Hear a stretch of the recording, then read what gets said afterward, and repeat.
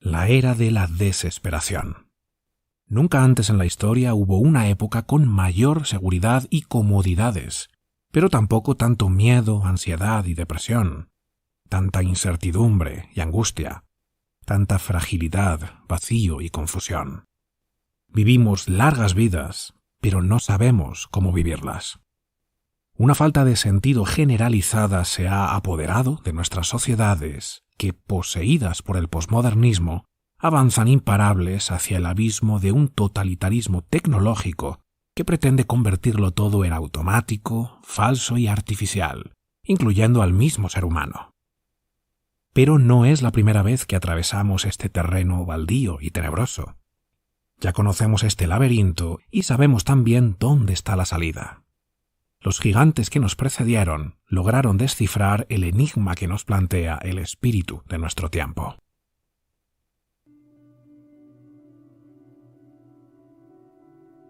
En septiembre de 1942, Viktor Frankl, su esposa y sus padres fueron capturados por los nazis y encerrados en un campo de concentración. Entre 1942 y 1945, Frankl estuvo en 4 campos de concentración diferentes, incluyendo el campo de exterminio de Auschwitz, hasta que fue liberado por los aliados. Su mujer, sus padres, su hermano, su cuñada y muchos de sus amigos no vivieron para contarlo. Todos perecieron en aquellos lugares inhumanos. Afortunadamente para nosotros, su forma de lidiar internamente con el infierno que le tocó vivir fue usar todo ese sufrimiento como motor para ayudar al resto de seres humanos a encontrar dirección, significado y esperanza.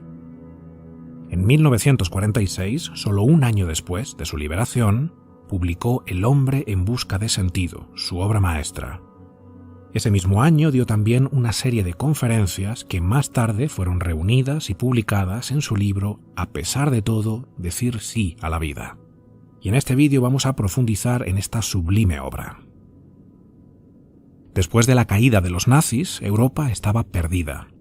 Los individuos necesitaban estímulos morales e intelectuales con los que encontrar sentido al horror que habían vivido y construir algo valioso. Y aunque las circunstancias eran muy diferentes a lo que hoy vivimos, el espíritu de aquella época tenía algo en común con nuestro mundo actual. La gente se sentía bombardeada espiritualmente. Habían caído en el pesimismo o, peor aún, en el nihilismo. Frankl notó que para avanzar hacia la reconstrucción espiritual debíamos salir inmediatamente de ese fatalismo y recuperar el entusiasmo por la vida. De ahí que comenzara a dar conferencias a pesar de que su cautiverio estaba aún tan reciente. Y según Frankl, la clave para rescatar ese vínculo con la vida es esta. Debemos dejar de preguntarnos ¿qué puedo esperar de la vida? ¿Qué sentido tiene todo esto? La pregunta correcta en un momento de crisis existencial como el de aquella época y como el que también atravesamos en la nuestra, solo puede ser la siguiente. ¿Qué espera la vida de mí?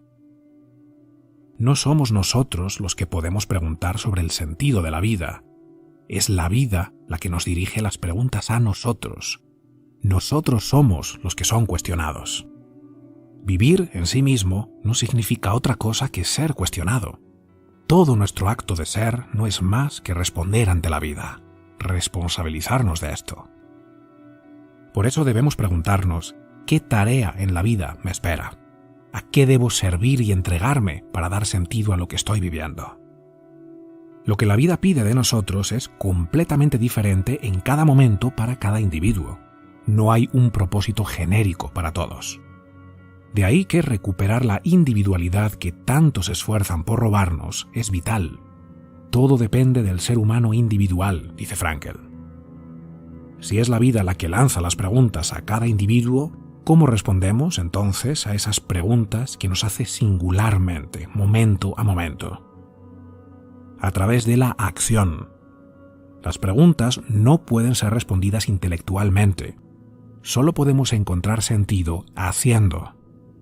Quedarnos solamente en lo mental no nos permite avanzar. Lo que la vida nos pide es actuar. Dormí y soñé que la vida era alegría. Desperté y vi que la vida era servicio. Serví y vi que el servicio era alegría, decía Tagore. Ser humanos no es otra cosa que ser conscientes y ser responsables. La vida es, de alguna manera, un deber, una obligación única y enorme. Y ciertamente hay alegría en la vida también, pero no puede ser buscada o deseada. Más bien debe surgir espontáneamente, y de hecho surge espontáneamente. La felicidad no debe nunca ser una meta, sino solo un resultado, el resultado del cumplimiento de nuestro deber. Debemos apuntar hacia el deber más elevado que somos capaces de concebir y entregarnos a ello con acciones específicas. Algo que, desde nuestra individualidad más esencial y auténtica, sirva al resto de individuos, pues de manera análoga al valor funcional de la célula individual para todo el organismo, la individualidad única de cada ser humano recibe valor a través de su relación con un todo global. La individualidad solo puede ser valiosa cuando no es individualidad por sí misma, sino individualidad para la comunidad humana. Cuanto más difícil e inalcanzable esta tarea, cuanto más nos cuesta avanzar hacia ello, más significativa se vuelve. Cómo lidiamos con las dificultades realmente muestra quiénes somos, y eso también puede permitirnos vivir significativamente. Muchos de ustedes, que no han vivido en campos de concentración, se asombrarán y me preguntarán cómo un ser humano puede soportar todas las cosas de las que les he estado hablando. Te aseguro que la persona que ha experimentado y sobrevivido a todo eso está aún más asombrada que tú. Pero no olvide esto. La psique humana parece comportarse de alguna manera como un arco abovedado. El arco que se ha deteriorado puede sostenerse colocando una carga adicional sobre él.